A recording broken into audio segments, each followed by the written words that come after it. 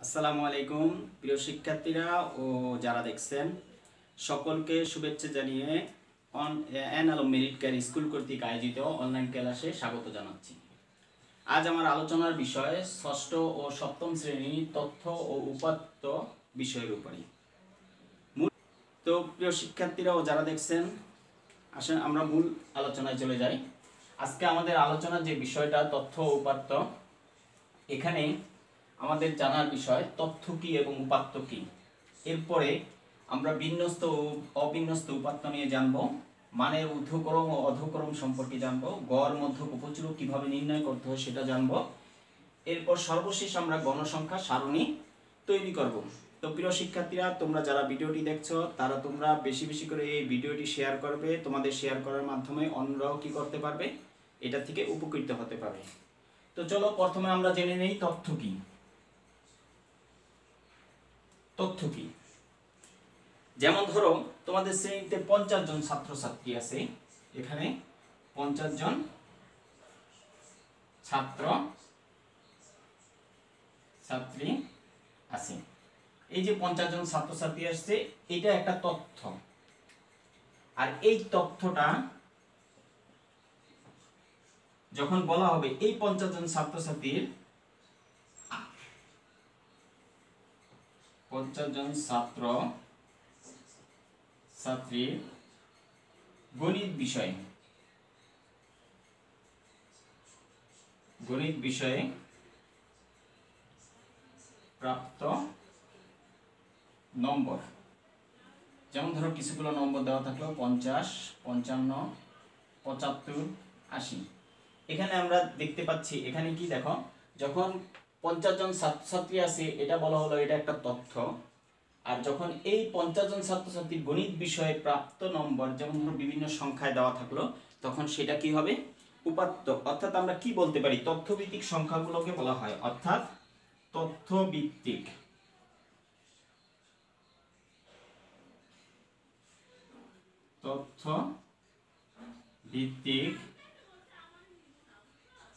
সংখ্যা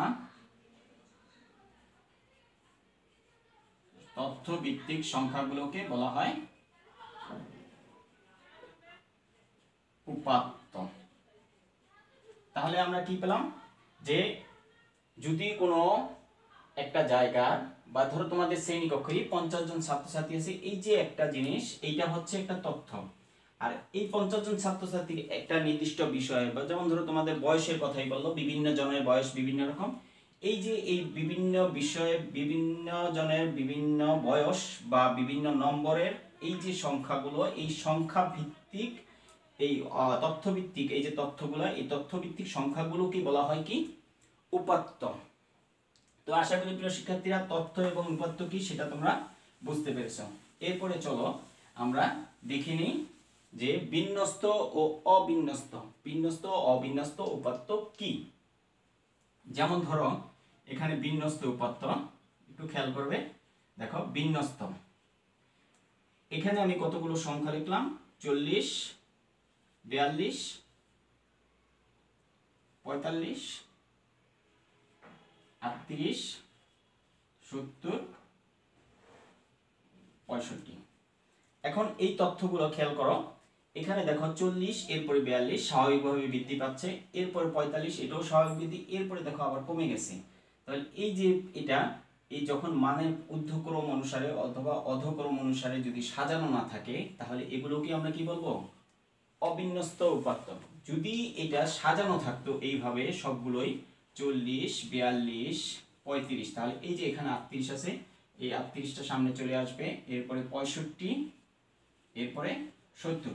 যখন মানের ঊর্ধ্বক্রম অনুসারে অথবা ক্রমানুসারে সাজানো থাকে, তখন সেটাকে আমরা বলবো কি, বিন্যস্ত উপাত্ত। আর উপরে যেটা ছিল সেটা কি, অগোছালো বা অবিন্যস্ত ভাবে ছিল, সেটা হচ্ছে কি অবিন্যস্ত উপাত্ত।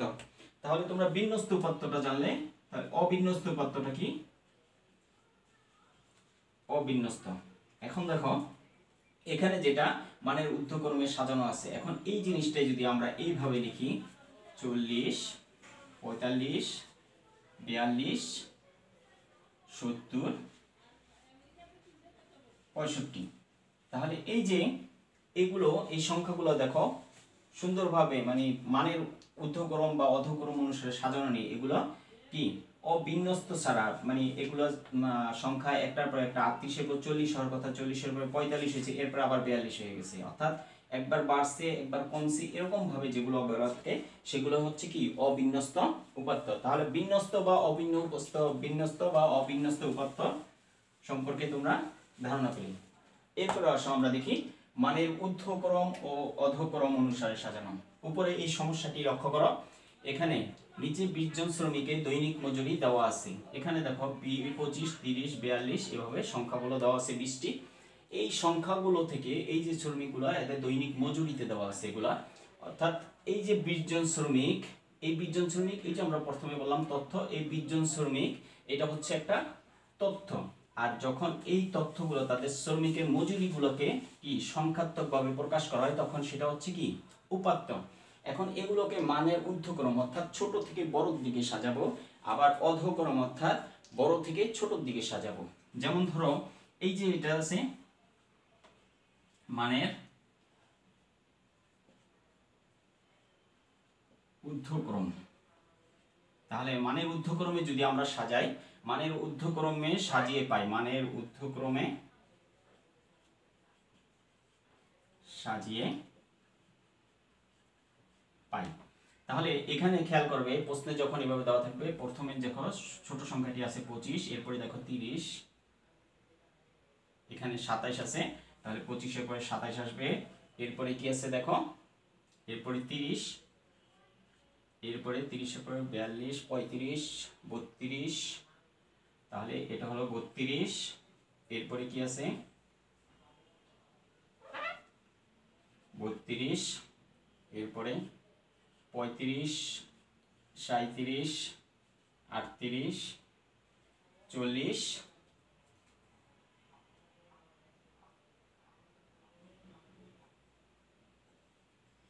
42। দেখো 42 সংখ্যাটি আছে 3 বার, তাহলে 42,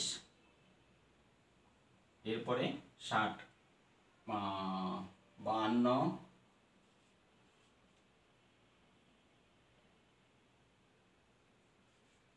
55, 60, 1, 2, 3, 4, 5, তাহলে 5টা 60 আছে 5 বার, তারপরে আছে 75, দেখো 1, 2, 3, 4, 5, 6, 7, 8, 9, 10, 11, 12, 13, 14, 15, 16, 17, 18, 19। আরেকটি সংখ্যা হচ্ছে আমাদের এখানে 70 আছে, একটি 70 এবং সর্বশেষ 75। তাহলে আমরা যখন মানের ঊর্ধ্বক্রমে সাজাতে বলবে আমরা ছোট থেকে কি করব, আস্তে আস্তে বড়র দিকে সাজাবো, সেটা হচ্ছে মানের ঊর্ধ্বক্রম। আর অধক্রম কি, মানের অধক্রম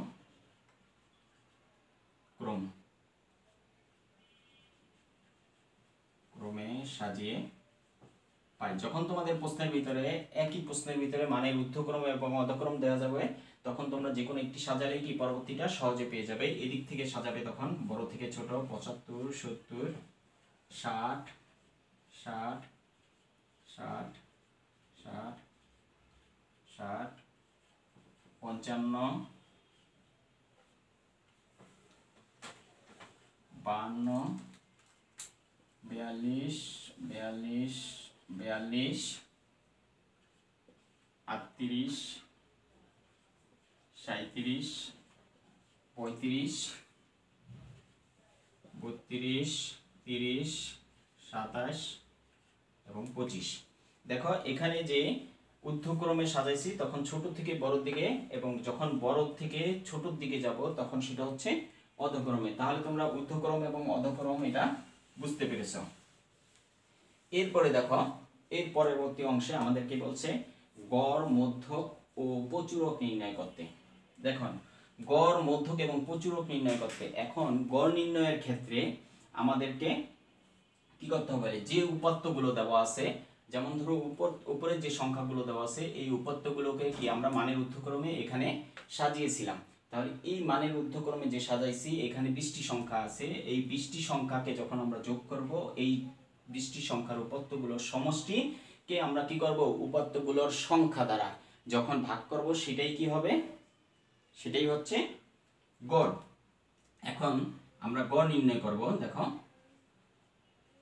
গড়, আমাদের গড় নির্ণয় করতে গেলে এই যে এই জিনিসগুলা এগুলোকে আমরা প্রথমে কি করব যোগ করে সাজিয়ে নিব। তাহলে এগুলো যদি আমরা যোগ করি, দেখো আমাদের 25 যোগ 27 যোগ 30 যোগ 32 যোগ 35 যোগ 37 যোগ 38 যোগ 40 যোগ 42 যোগ 42 যোগ 42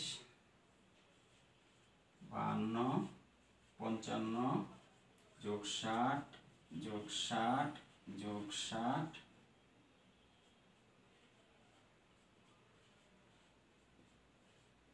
দেখো এখানে আমরা যে সংখ্যাগুলো এই সংখ্যাগুলো এই যে 20টি সংখ্যা, এই 20টি সংখ্যাকে যদি যোগ করি তাহলে আমাদের ফলাফল আসছে 942। তাহলে এই যে সংখ্যাগুলো যোগ করলে হয় 942। এখন আসো আমরা এই যে গড় সেটা নির্ণয় করি। গড় নির্ণয়ের যে সূত্রটি সেটি হচ্ছে গড় সমান সমান উপাত্তগুলোর বা উপাত্ত সমূহের উপাত্তগুলোর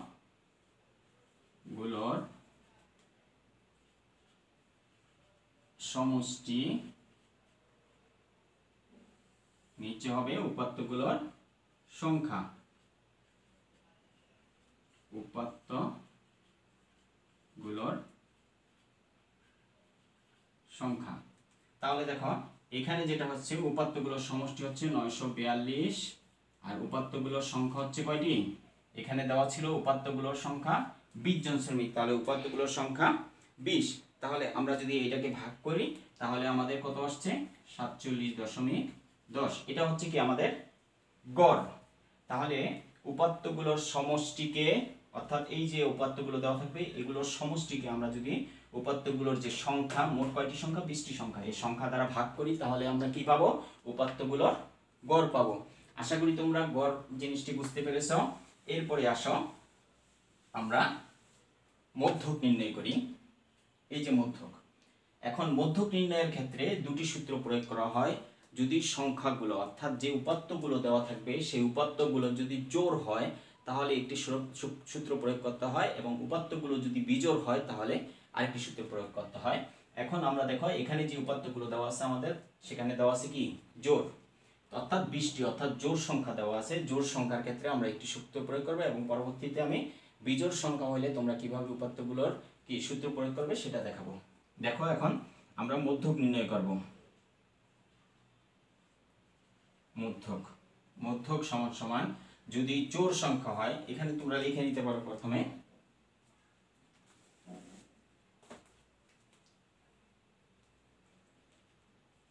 যেহেতু উপাত্তগুলোর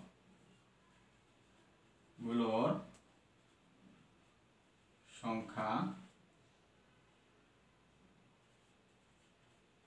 জোড়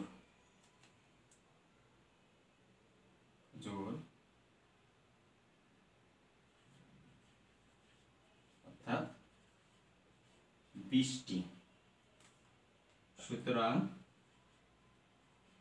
মধ্যক, যখন উপাত্তের সংখ্যা জোড় হবে তখন মধ্যক নির্ণয়ের সূত্রটি আমরা কিভাবে প্রয়োগ করব, আমরা এইভাবে সূত্রটি প্রয়োগ করব।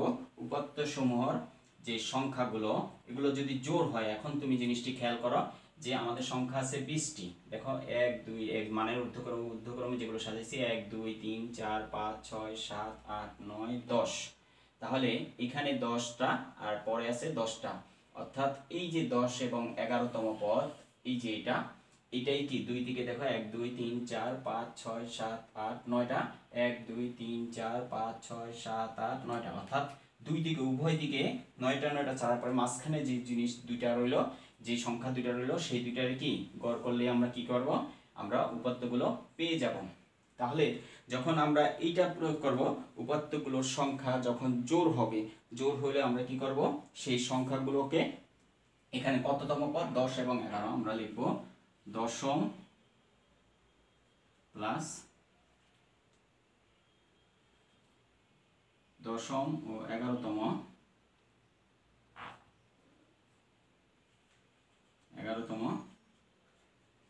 পদের সমষ্টি। দশম ও 11তম পদের সমষ্টি নিচে ভাগ হবে কয়টা সংখ্যা? দুইটা সংখ্যা দিয়ে। তাহলে দশম পদটা আছে আমাদের কত? 42 যোগ 42, তাহলে নিচে আছে 2। আমরা যদি এটা যোগ করি তাহলে আসছে কত? 84 ভাগ 2 সমান সমান আমাদের ফলাফল কত? 41, অর্থাৎ 42। তাহলে আমাদের এই যে জিনিসটা মধ্যক, যখন আমাদের জোড় সংখ্যা দেওয়া থাকবে তখন আমাদের উপাত্তগুলোর গড় মধ্যক নির্ণয়ের সূত্রটি হচ্ছে আমরা যে সংখ্যাগুলো দেওয়া থাকবে সেগুলোর মাঝখানে যে সংখ্যাটি আছে, মাঝখানে যে দুইটি সংখ্যা, সেই দুইটি সংখ্যার যোগফলের যে যোগফল করব অর্থাৎ সমষ্টি করব, সেটাকে আবার 2 দিয়ে ভাগ করলে যেটা আসবে সেটি হচ্ছে কি আমাদের মধ্যক। অপরদিকে আমরা যদি মনে করি যে আমাদের উপাত্তগুলো কি জোড় নয়, বেজোড়, তাহলে আমরা কি করব? যেমন ধরো এটার ক্ষেত্রেই আমরা আরেকটি সংখ্যা বাড়িয়ে নিলাম। ধরো এখানে আছে কত? 75-এর পরে 78 একটা সংখ্যা আছে, তাহলে আমাদের মোট সংখ্যা হয়ে গেল কত? 21টি। তাহলে আমাদের সংখ্যা যদি মোট 21টি হয়, দেখো তোমরা খেয়াল করো যে আমাদের সংখ্যা আমরা ধরে নিলাম 21টি, অর্থাৎ বিজোড় সংখ্যা। এখানে যদি আমরা বিজোড় সংখ্যা লিখি, বিজোড় অর্থাৎ 21টি, তাহলে আমাদের সূত্রটি, মধ্যক নির্ণয়ের সূত্রটি কি হবে? দেখো, মধ্যক সমান সমান আমাদের যে সংখ্যাগুলো দেওয়া আছে যখন বিজোড় থাকবে উপাত্তগুলোর সংখ্যা লিখবো আমরা। এখানে কি লিখবো? উপাত্ত গুলোর সংখ্যা, এটার সাথে আমরা 1 যোগ দিব, নিচে আগের মতো আমাদের 2, এখানে তম পদ লিখব, তম পদ। এখন জিনিসটা খেয়াল করো, উপাত্তগুলোর সংখ্যা কয়টি? আমরা যে নতুন জিনিসটা একটা নিলাম বেশি বাড়ে, তখন উপাত্ত সংখ্যা হলো 21 আর 1 হলো যোগ সূত্রে এখানে 2, তাহলে 21 আর 1 কত হয়? 22, 2 দিয়ে ভাগ দিলে আমাদের কত হয়? 11তম পদ। এখন জিনিসটা খেয়াল করো, 1 2 3 4 5 6 7 8 9 10 11, অর্থাৎ আমাদের মধ্যক কত? তখন আমাদের মধ্যক হয়ে যাবে কত? 42। যদি এই দুইটা সংখ্যা একই রকম, এই জন্য আমাদের 42 হচ্ছে। যখন উপাত্তগুলো ভিন্ন ভিন্ন রকম দেওয়া থাকতে পারে তখন তোমাদের এই মধ্যকটা ভিন্ন রকম চলে আসবে। তাহলে প্রিয় শিক্ষার্থীরা, তোমরা এই সূত্র দুটা দেখো। মধ্যক নির্ণয়ের একটি হচ্ছে যে যতগুলো পদ থাকবে তার মাঝখানে যদি জোড় সংখ্যা হয়, জোড় সংখ্যার ক্ষেত্রে মাঝখানে দুটি সংখ্যার কি সমষ্টি করে আমরা 2 দিয়ে ভাগ দেব, তাহলে আমাদের মধ্যক নির্ণয় হবে। আর যদি সংখ্যাগুলো বিজোড় হয়, বিজোড় সংখ্যা হয়, তাহলে উপাত্তগুলোর সংখ্যা যোগ 1 নিচে 2 দিয়ে ভাগ দিব। আর এই 21 যোগ 1 এখানে যেটা দেখাইলাম সেটা 22 2 11তম পদ। এই 11তম পদটা গণে আমরা দেখব কোনটা 11তম পদ, মানের কি ক্রমানুসারে সাজানো যে সংখ্যাগুলো সেগুলো থেকে, তাহলে আমাদের কি মধ্যক বের হয়ে যাবে। এরপরে আসো আমাদের যেটা, সেটা প্রচুরক নির্ণয়। তো শিক্ষার্থীরা দেখি আমরা প্রচুরক নির্ণয় করি। এখন প্রচুরক অর্থ কি? প্রচুরক অর্থে হচ্ছে মানে প্রচুর পরিমাণে আছে, অর্থাৎ বেশিবার আছে। তাহলে এই যে উপাত্তগুলো বা সংখ্যাগুলো দেওয়া থাকে সেগুলোর ভিতরে যেই সংখ্যাটি বা যেই সংখ্যাটি অথবা যেই সংখ্যাগুলো বেশি পরিমাণে থাকে সেটাকে কি বলা হয়? প্রচুরক। তাহলে আমরা প্রচুরকের একটু সূত্রটা জেনে সংজ্ঞাটা জেনে নিই। প্রচুরক উপাত্ত গুলোর মধ্যে যে সংখ্যা বা উপাত্তগুলোর মধ্যে যে সংখ্যাগুলো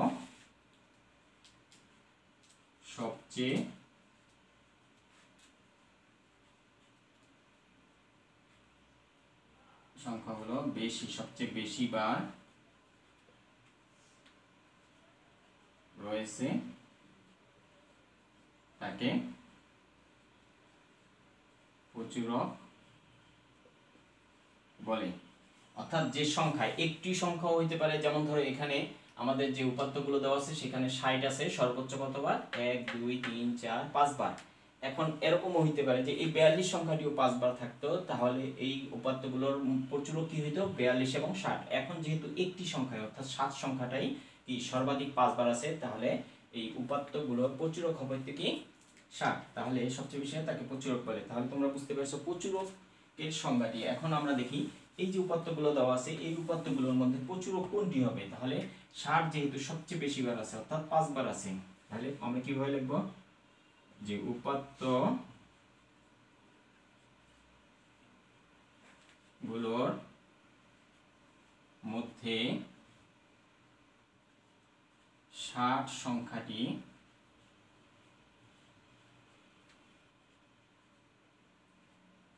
সর্বাধিক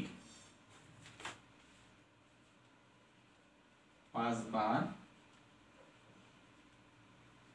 রয়েছে, সুতরাং উপাত্ত গুলোর প্রচুরক হবে 60। আশা করি তোমরা এই যে উপাত্তগুলোর প্রচুরক নির্ণয় কিভাবে প্রচুরক নির্ণয় করতে হয় এবং প্রচুরক দুই ভাবে হয়। এক হলো উপাত্তগুলোর সংখ্যা অথবা উপাত্তগুলোর সংখ্যাগুলোর মধ্যে যে সংখ্যা বা সংখ্যাগুলো সবচেয়ে বেশি বার আছে সেটি কি উপাত্তগুলোর প্রচুরক। তো আশা করি তোমরা গড় মধ্যক এবং প্রচুরক নির্ণয় করতে পারবে। এখন এরপরে আসো সর্বশেষ যে জিনিসটি আছে সেটি হচ্ছে গণসংখ্যা সারণী। তো গণসংখ্যা সারণী তৈরি করার জন্য দেখো প্রিয় শিক্ষার্থীরা আমাদের দুইটা জিনিসের প্রয়োজন হয়। এক হলো আমাদের শ্রেণী ব্যবধানের প্রয়োজন হয় এবং শ্রেণী সংখ্যার প্রয়োজন হয়। এখন আমাদেরকে যে সমস্যাটা দেওয়া আছে সেখানে বলা আছে 20 জন শ্রমিকের দৈনিক মজুরি দেওয়া আছে। এখানে শ্রেণী সংখ্যা শ্রেণী ব্যবধান বা শ্রেণী ব্যক্তিগত সেটা বলা নাই। যখন কোনো শ্রেণী ব্যক্তি এই যে শ্রেণী ব্যক্তি এটা বলা না থাকবে নির্দিষ্ট করে শ্রেণী ব্যক্তি বা শ্রেণী ব্যবধান যদি বলা না থাকে সেই ক্ষেত্রে আমরা 5, 10 অথবা 15 এই তিনটার যে কোনো একটা ধরে আমরা কি শ্রেণী ব্যবধান করতে পারবো। যেহেতু আমাদের এখানে দেওয়া নেই আমরা 5 ধরতে পারি, 10 ধরতে পারি অথবা 15 ধরতে পারি। এখন সংখ্যা যে উপাত্তগুলো দেওয়া থাকে সেটার পরিমাণ যদি সংখ্যা হিসেবে যদি বেশি হয় তাহলে আমরা বড় সংখ্যা ধরবো, যদি কম হয় তাহলে ছোট সংখ্যা ধরেই আমরা করতে পারি। তো এই উপাত্তগুলোর মধ্যে 20টি যেহেতু সংখ্যা তাহলে আমরা 5 ধরেও করতে পারি অথবা 10 ধরে করতে পারি। তাহলে আমরা কি করি যদি শ্রেণী ব্যবধান 5 ধরে করি, দেখো আমরা কিভাবে এটার গণসংখ্যা সারণী তৈরি করব। তো এই গণসংখ্যা সারণী তৈরি করতে গেলে দেখো আমাদের কিভাবে করতে হবে। আমাদের প্রথম নির্ণয় করতে হবে যে আমাদের পরিসর কত। এখন পরিসর বের করতে গেলে আমাদের সূত্র প্রয়োগ করতে হয়। দেখো পরিসর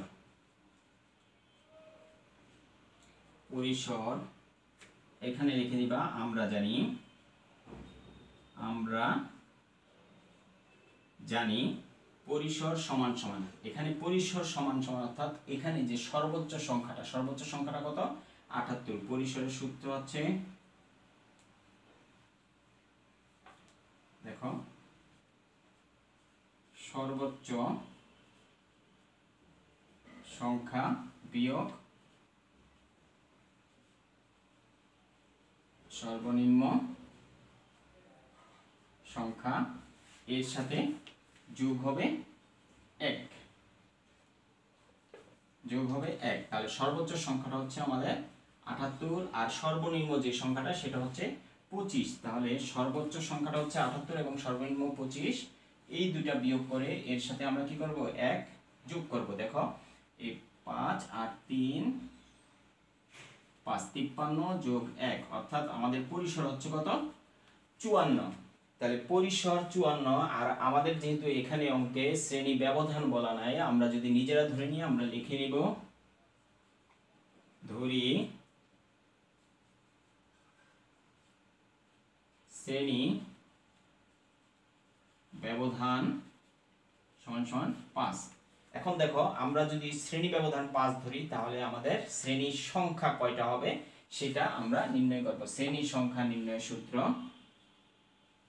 তাহলে শ্রেণী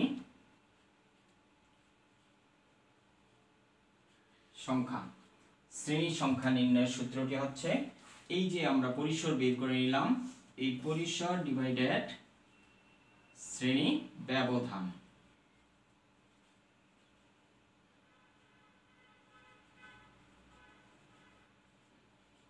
জিনিসটা খেয়াল করো, এখানে আমাদের পরিসর দেওয়া নাই, আমাদের পরিসর কি জন্য বের করতে হবে? শ্রেণী সংখ্যা নির্ণয় করার জন্য। আর শ্রেণী সংখ্যা নির্ণয় করতে গেলে আমাদের শ্রেণী ব্যবধানের প্রয়োজন হবে। যদি বলে 5 শ্রেণী ব্যবধান ধরে এদের কি গণসংখ্যা সারণী তৈরি করো, তাহলে আমাদের জন্য সহজ হবে। যদি সেটা না বলে আমরা শ্রেণী ব্যবধান ধরে নিতে হবে আমাদেরকে, যে 5 অথবা 10 অথবা 15।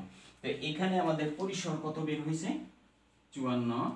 আর আমাদের শ্রেণী ব্যবধান আমরা ধরে নিছি 5। তাহলে 54 যদি আমরা 5 দিয়ে ভাগ দিই, দেখো 5 10 50 আর 5 8 40, অর্থাৎ 5 10.8। এখন তুমি একটা জিনিস খেয়াল করো, তোমরা যে শ্রেণী সংখ্যা, অর্থাৎ এই যে আমরা কলামগুলো ঘরগুলো করব, সেগুলোর সংখ্যা কি কখনো এখনো দশমিক হতে পারে? হতে পারে না। এখন যখন এরকম হবে তখন আমরা কি ধরে নিব?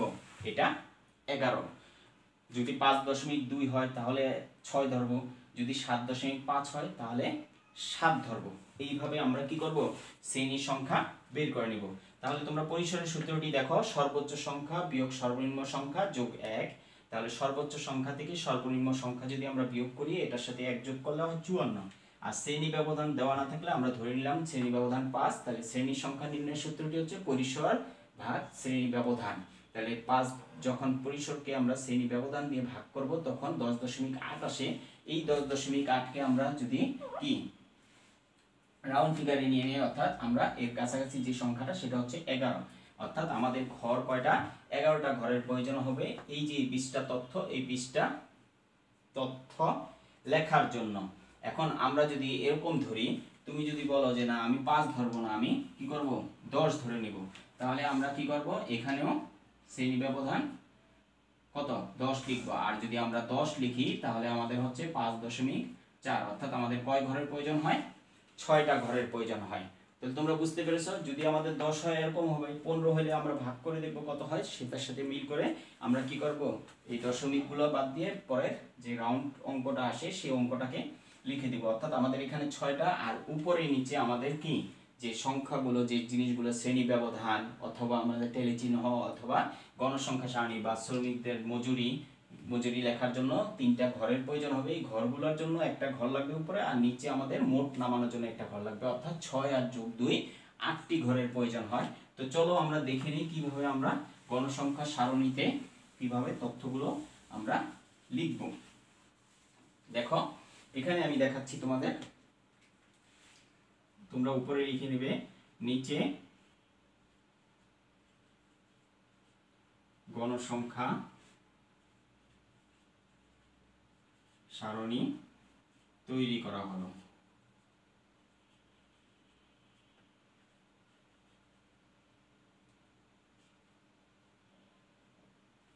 আচ্ছা, এখন দেখো আমরা এখানে কি করব? এই একটা ঘর নিলাম, এটা একটা ঘর।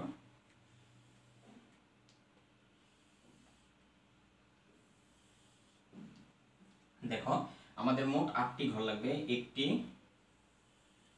2টি 3টি 4টি 5টি 7টি, এরপরে 8টি। দেখো এই 8টি ঘর। এখন আমাদের প্রথম যে ঘরটা, সেই ঘরের ভিতরে আমাদের লিখতে হবে কি? আমরা শ্রেণী ব্যবধান লিখব।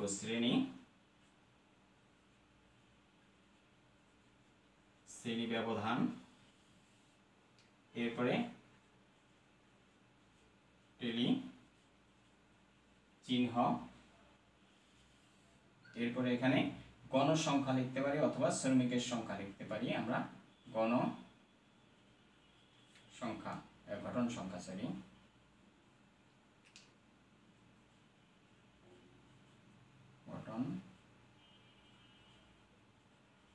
ঘটন সংখ্যা। তাহলে এই জিনিসটা খেয়াল করো। এখন এখানে আমরা শ্রেণী ব্যবধান আমরা ধরেছিলাম কত? 10 ঘর ধরেছিলাম সর্বশেষটায়। তাহলে যদি 10 ঘর ধরে নাও, আমাদের সর্বনিম্ন যে সংখ্যাটা সেই সংখ্যা থেকে আমরা হিসাব করব। আমাদের আছে কত? 25। এখন দেখো 24 যদি হয় তাহলে তোমরা একটা রাউন্ড ফিগার করে নিবে, 25 থেকে ধরতে পারো। 25 থেকে তুমি যদি 10 ঘর ধরো, 25 26 27 28 29 30 31 32 33 34 পর্যন্ত হয়। এখানে 34, 34-এর পরে আবার 35 থেকে তুমি কত লিখবা? 44 সরি, এখানে পরেরটা 45, 45 থেকে কত 54, এখানে 55, 55 থেকে আমরা লিখব কত 64, 64 পরে আমরা লিখব 65 থেকে 74, 74 পরে আমরা লিখব 75 থেকে কত 84। এখন দেখো আমাদের যে ঘরগুলো আমরা করলাম 25 থেকে 34, এইভাবে 10 10 ব্যবধান ধরার পরে টেলি চিহ্ন দিব আমরা। টেলি চিহ্ন করার ক্ষেত্রে তোমরা প্রায়শই ভুল করে থাকো। একবার যদি কি এই চিহ্নগুলা দিতে যে ভুল করে ফেলো তাহলে তোমরা হিসাব মিলাতে পারো না। সেই ক্ষেত্রে তোমরা একটা জিনিস খেয়াল করবে, এই যে অঙ্কগুলোর ভিতরে যে সংখ্যাগুলো দেওয়া আছে প্রশ্নের ভিতরে অথবা তোমরা যে কোনো জায়গায় এই জিনিসগুলোকে মানের ঊর্ধ্বক্রমে যেহেতু সাজিয়ে নিয়েছো, এগুলা থেকে করা অনেক সহজ হয়। যেমন ধরো তুমি 25 এই সংখ্যাটি একটু লিখবে, এই যে 25 ঘর দেখো, এই ঘরের ভিতরে কি করবে একটি দাগ টেনে দিবে। তাহলে এই যে 25 পর 27 দেখো, 27 এই ঘরেই অবস্থান করে, 30 30 এই ঘরের ভিতরে, 32 32 এই ঘরের ভিতরে, তারপর 35 35 এই ঘরের ভিতরে, 37 এখানে, 38 40 42। দেখো যখন 4টার বেশি হয়ে যাবে তখন আমরা কি ক্রস ভাবে আরেকটি সংখ্যা দিয়ে দিব। তাহলে এখানে 5টি, তাহলে কত আমাদের দেখো 35 36 37 38 1 2 3 4 5টা, এই পর্যন্ত 5টা গেছে। এরপরে 42 42 এই ঘরেরই, এরপরে দেখো যেটা করবা সেটার উপরে কি করবা তোমরা এইভাবে দাগ টেনে দিবা। তাহলে কি হবে তোমাদের জন্য এটার ভুলে গেলে কোনো সমস্যা হবে না। এরপরে দেখো আমাদের 52 আছে, 52 আছে এই ঘরে, এরপরে 55 এই ঘরে আর নেই, 55 এই ঘরে, এরপরে দেখো 60 60 ঘর এই ঘরে, এরপরে 60 আছে কটা 5টা, তাহলে 2টা 3টা 4টার পরে একটা এইভাবে দিব, কয়টা হলো 5টা। তাহলে 1টা 2টা 3টা 4টা 5টা 6টা, এই ঘরে আরেকটি হবে বাড়তি। এরপরে দেখো 70, এই 60 সবগুলো আমাদের কি হয়ে গেছে। এরপরে 70, যখন 70 ঘরে আসলো এখানে দিলাম, 75 ঘর এটা, 78 ঘরও এটা। এখন একটা জিনিস খেয়াল করো, এখানে 4টা দাগ আছে, এই গঠন সংখ্যা হবে 4, এখানে 7টা দাগ আছে, এই যে 5টা 2টা 7টা, এখানে 7, এখানে 1, এখানে 6, এখানে 1, এখানে 2। এখন তুমি এই সংখ্যাগুলোকে যোগ করো, 2 আর 3 3 আর 6 9 9 10 17 17 8 4 21। এখন তুমি যদি হিসাব করো, আমরা যখন বিজোড় সংখ্যক সংখ্যা ধরেছিলাম তখন এই 78কে যোগ করেছি। এখন 78 যদি তুমি মনে করো যে আমরা 20টা সংখ্যা ধরে করছি, তাহলে এইটা কি আমাদের আর এই ঘরের ভিতরে প্রয়োজন নাই। তাহলে এখানে 78কে কি আমরা মুছে দিলাম, 20টি সংখ্যা ধরে আমরা করলাম, তাহলে এখানে 1, তাহলে এখানে যোগফল কত আসতেছে 20। তাহলে এটা কি মোট। তাহলে গণসংখ্যার সারণী হচ্ছে এটি, এই যে নিচে গণসংখ্যা সারণী থেকে শ্রেণী ব্যবধান টেলি চিহ্ন ঘটন সংখ্যা, অর্থাৎ 25 থেকে 34 10 ঘর। এইভাবে আমরা প্রতিটা ঘরে ঘরে দিয়ে একটা একটা করে সংখ্যা লিখবো, একটা একটা সংখ্যার উপরে কি করবো এইভাবে দাগ টেনে দেবো। তাহলে আমাদের টেলি চিহ্নগুলো গণনা সংখ্যাগুলো গণনা করা কি সহজ হবে। তো প্রিয় শিক্ষার্থীরা, আশা করি তোমরা তথ্য উপাত্ত যে বিষয়গুলো আছে আর তোমাদের যে অ্যাসাইনমেন্টগুলো চলতেছে, তোমরা সেখানেও অঙ্কগুলো যেসব অঙ্কগুলো আছে সেগুলো সুন্দর এবং সাবলীলভাবে এবং সৃজনশীলভাবে করার চেষ্টা করবে। এরপরে অন্য কোনো নতুন বিষয়ে নতুন কোনো ক্লাস নিয়ে তোমাদের সামনে হাজির হব। আশা করি তোমরা সেই পর্যন্ত সুস্থ থাকো, ভালো থাকো, সুন্দর থাকো। আমি আজকের মতো বিদায় নিচ্ছি। Mohammad Mahfuzul Hasan, N Alam merit care school সহকারী শিক্ষক। আল্লাহ হাফেজ।